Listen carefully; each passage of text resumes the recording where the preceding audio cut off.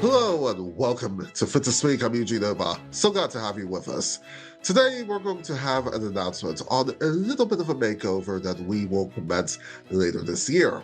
That's coming up later in the show, but first we're going to continue with the second part of my conversation with Michael Kirsanov of Truly.dev as to whether or not AI is truly as bad as some people claim. When we left off, I asked him as to the user friendliness of these AI tools and whether or not that aspect of it needs to improve in order to improve the user satisfaction of said tools.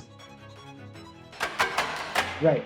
It's actually really interesting. The people that there's a really interesting opinion that that I heard in one of my in one of the groups I'm in is people that think is like, oh, the outputs right now are terrible. Uh they'll it's like I need to see it improve before I actually start using it. Or it's like it's the people that are really worried about like the actual quality of the output, like that's actually a really hyper accelerationist mindset, because it's like they want it to get better before they use it, even if they're not articulating it. It's kind of like saying, oh, the internet, you can only download at 56 kilobytes per second. Like what could you ever really do with that, right? It's like how am I supposed to? It's I guess it's like that's for standards and how things improve over time, and how things become user friendly. It's really a matter of tools will always change. Uh, Tools will always change, companies will always change. ChatGPT was the first on the scene that everyone is familiar with, but then you have Claude, you have Gemini, you have many other providers that they're providing their own like flavors and versions of AI.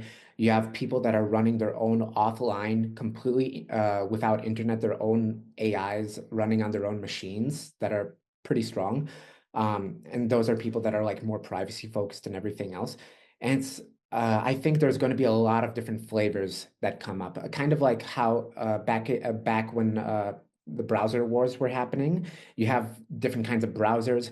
Even back when operating systems were still being developed, you had the Unix kind of the Unix wars, and you had Linux come up because Linus Torvalds was a college student, broke college student that he didn't want to pay for a giant enterprise license from one of these proprietary distributions, so he decided to make his own operating system, and now we have something that runs on a majority of the world's supercomputers. So I think when it comes to user experience and user friendliness, we're going to see a lot of iteration. We'll eventually land on things that people really enjoy. I never found a good personal design tool until, like, for example, I use pencil.dev to help build and scaffold my applications. Even though it positions itself as a like an engineering tool, as you just saw, it can pretty much do like any other kind of purpose and that's the sort of thing, is finding tools that we can be really flexible with and readapting them to our purpose. And that I think will be the mindset is uh, when I speak of college students and when I speak of professors and when I speak of people that use it for work, a lot of people say, well, I help it clarify emails for me. Sometimes it helps me with research and everything else. But there's a lot of use cases that people haven't added to their model yet. Like for example, I have a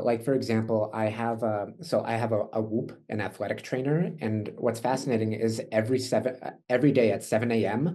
I have an automation which it'll pull my Whoop data, it'll give me a brief report, and basically say, "Hey, Michael, you slept pretty well. This is what you built yesterday with your code and everything else. I get it. You're doing awesome, but relax a little bit." So it's like those little nudges and lifestyle changes that can help us. It can read emails, it can do things. So I think it's like for people to really find an ergonomic use for themselves and to adapt to their case. I'm not saying they have to turn into productivity beasts or anything else, but saying is like find something that you do every day and find something that it might be a little bit more frictionful or something that you really don't enjoy doing. Or maybe you just are curious about, and see how you can automate it, add AI to it. I have the Whoop app on my phone, but now I just get a nice little I get a nice little email with a report to me that I can just open up, and it's like, oh, cool. And it's a little cheeky too, and it's my own flavor because I customized the prompt that way. But I think everyone can do that if they put a little bit of time into it. Wow. I mean, that's pretty impressive. I mean, and especially this stuff making it into the wearables. I mean, when we think about Apple Watch and everything else, I mean Yep, that would be especially fascinating. I mean, you see that. I mean, a lot of AI has been incorporated, a lot of Apple stuff as it is, but do you see a lot of potential there in the wearables as well? absolutely, absolutely, absolutely. With wearables, so uh, I described this on Cellular Thinking. I'll describe it here too. I described it a bit at Video Consortium. I collect a lot of personal data on myself. I journal every single day, and I've been doing that almost for the past 3 years. And that means I have a lot of rich personal text data about myself. What's fascinating with wearables is it can give me heart rate. If I had a voice pin, it could capture my voice just as I'm describing to you right now. But imagine I put it on, and I'm talking of someone at a coffee shop or just a random stranger, right? If we're in a structured format, sure, it could capture my cadence in a structured format. But how does Michael actually talk, feel, walk in his own completely unstructured element, right? When people talk about AI, like it's not personal enough or it doesn't feel like it has soul, it just doesn't know our data and our patterns enough. Like it's like saying try guessing someone's life story based off, just based off like the way that they walk in the morning or the type of coffee they're having, right? It's like it's nearly impossible to do that. But yeah, it's I think wearables are going to be a next major thing too, with everything. So yeah, I'm glad you touched on that. Oh, definitely, definitely, because I think that the way that when I think about what they can do, and when I think about even the phones here as well, and I compare that to some of the stuff even back, what was powering some of the spaceships and Mhm. satellites in the 60s. I mean, what people like you and me and a lot of our audience have is more powerful than even some of the stuff way back when. So, I mean, it's just mind blowing what has been the case. And one of the other things that um, well, I want to also touch on, Michael, is that obviously you are aware that, of course, we've touched a lot about all of the worries, a lot of the concerns. So there are also some of the environmental issues and things, especially with some of the data centers and whatnot. I think just like with the models, as you said, I think there's a potential that a lot of those stuff, especially some of the environmental stuff, that can be mitigated as things progress, right? Do you see that future where it's like, all right, those things can be mitigated because everybody talks about, wanting to go green and that sort of thing, but then Right. it's like, a lot of energy being used. Right, right. What's really interesting is I had a conversation about this not too long ago, and what's really fascinating is the reason why these data centers get so large, a contributing reason, not the only reason, but a contributing reason, and why they're all spread out this way, for example, is if you wanted to send like I'll put it to you this way, is um, if a self-driving car needs to respond to something in less than 100 milliseconds, 100 milliseconds is kind of the threshold for like something feeling instant to a human, right? So if a self-driving car needs to adjust immediately to like avoid an oncoming collision, what needs to happen is there needs to be either a model on board the car or there needs to be a constant connection that's feeding data off from the car to a data center or some kind of compute provider nearby. The thing is that our wireless transmission capabilities can't support, like, for example, if there's a self-driving car in New York, and we want to have a data center all the way out in the middle of Nevada powered by solar energy and clean, we don't have the transmission capabilities right now to actually do that in under 100 milliseconds, to my to my knowledge, unless there's some classified information I don't know. But it's because of those limitations we have, it's why we're putting all these data centers like spread out, is because that way you can have your compute co-located and placed next to where they need it most, and where applications are being built for them. And what's really fascinating is that kind of pressure creates technological development where eventually we have things like we have I mean, remember 3G? Remember when 3G and 4G? It's Yeah. like now we have 5G, right? We have so many incremental advances in technology, and the amount of we now have undersea fiber cables that can transfer terabytes of data in sheer seconds, right? To like underneath, like from continent to continent. The fact, like, there's limiting technologies and limiting advances that we have that I think, yes, to answer your question, we will solve it, we will get there. But I think without the pressure that people are describing, is like it's not clean right now, it's not efficient right now. I think it can always be more clean and efficient, and it's these kind of pressures that will say, well, what's stopping us from building it right out in the desert and actually giving compute to someone in New York? Transmission. How do we make transmission better? And we iterate on there. So that's how I think a lot of progress has happened historically. Is there's some kind of pressure, societal, resource or otherwise, that forces us to think, how can we do this better?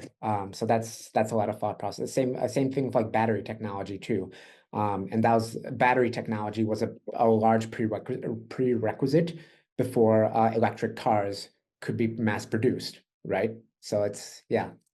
So everything will evolve. Everything will continue to evolve and get better and better and better. Is really, I think, what it all really boils down to.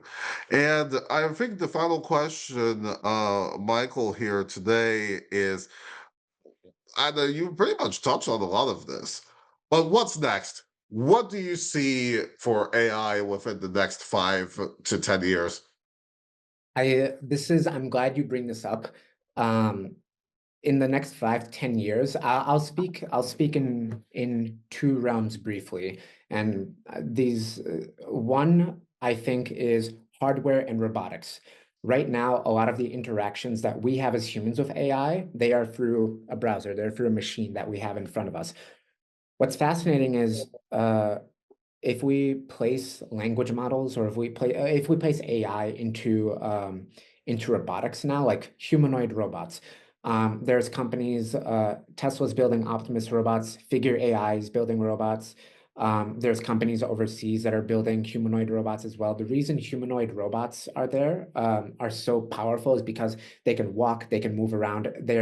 We have a human-shaped society. So everything that involves logistics, everything that involves needing to manipulate and do anything human, that's going to be a big one there. And there's a lot of headlines and articles about that too, which I think people can talk about for days. The other part, and this is something I think is kind of hardware and robotics, is a really big one. The other part that I think is going to be really, really big is precision medicine and longevity, specifically because for the longest time, precision molecular analysis and trying to like understand different pathways for medical research is something that it would require a lot of compute time. An AI is fundamentally a statistical model. So what happens when you have statistical models that you can just toss billions of artificial research hours at saying, how could we make a protein or a vaccine that can cure this disease, or help stop the progression of something, and do it much more than a human researcher could. I think that's going to be huge, especially in longevity, in health span, in wellness spaces. And yeah, I think that will go particularly nuts. And we don't have good mental models for that as humans, because right now we have an idea of like what a good lifespan is for us right now as humans. I don't know what that lifespan will be like with a boom in like precision medicine and advancements for humans. Our lifespan could double. I'm not like that's That something I'm comfortable tossing out there. So yeah. that would be the hope, Michael. That will be the hope. I would love to double my lifespan. And I hope, Michael, that you and I will be available to see that. I hope. Precisely. Yes. Fingers crossed on Yes. that one. Fingers And crossed. what good energy, indeed, what good energy you have brought to this conversation. And I hope our audience will continue to pay attention to this. And I hope to have you back on at some point to continue this conversation. And hopefully, as I said, hopefully both of us and all of our audience will double our lifespans, hopefully Absolutely. thanks to AI. So Thank you for having me, Eugene. it's such an honor. Michael Kirsten of Truly Not That. Thank you so much for joining me today. Thank you so much, Eugene. Cheers.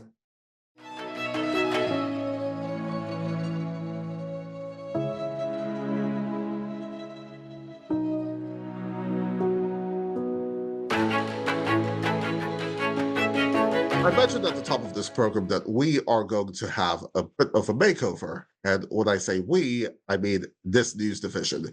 I'll get to how we're doing that in just a second, but a programming note, this show is going to take a bit of a summer break and return in the fall on October 1st, a little over a month before the midterm elections.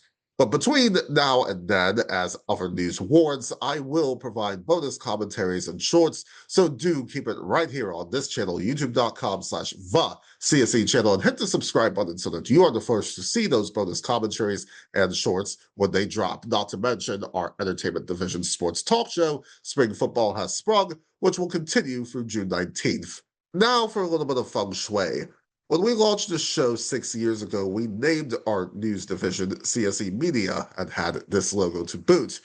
When we return in October, we will do so with a new name for our news division, Common Sense News, and a new logo that you'll see at the end of every Fit to Speak show moving forward. We've decided in this time, with great uncertainty in this news business, to much more clearly define and delineate our news offerings.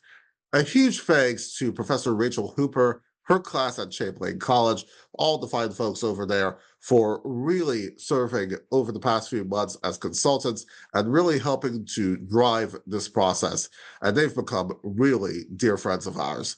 The trappings of this news division and some of the stuff that we're going to be rolling out may very well change.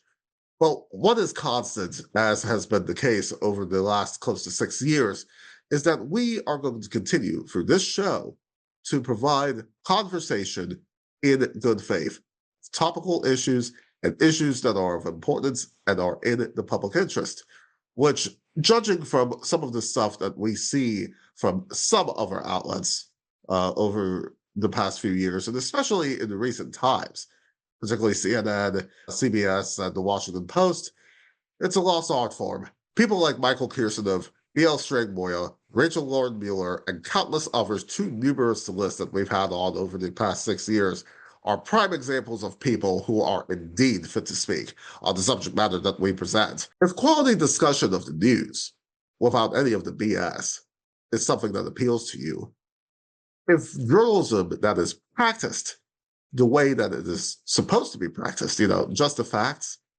without any stenography. There are some people out there that practice stenography. They don't practice stenography. I'm a real journalist, unlike some of those guys. If that's the kind of stuff that appeals to you, then I urge you to support us and support independent journalism and support independent media through this program. Thomas Paine, who inspired the name of our production company, Common Sense Entertainment, had this quote in his pamphlet, The American Crisis, quote, "Tyranny, like hell, is not easily conquered. Yet we have this consolation with us, that the harder the conflict, the more glorious the triumph." Independent media are swimming against the current. But ultimately, we, and many people who are doing this, are going to win. And in many ways, we already have. We are the thought leaders of our time. Welcome to Common Sense News. We'll see you in the fall for that. Thank you so much for watching.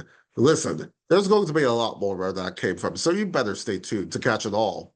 In the meantime, don't forget to follow us on all of our social media accounts for more information, including all of the bonus content that you'll see for today's show. And don't forget to subscribe and ring the bell on our YouTube channel so that you do not miss any of our episodes. And do join us on our Substack page, cscmedia.substack.com. We're going to also give that a glam up as well so that you can support all of the work that we do here. We'll see you later this fall for Fit to Speak. We'll continue to pick up with this third season in October.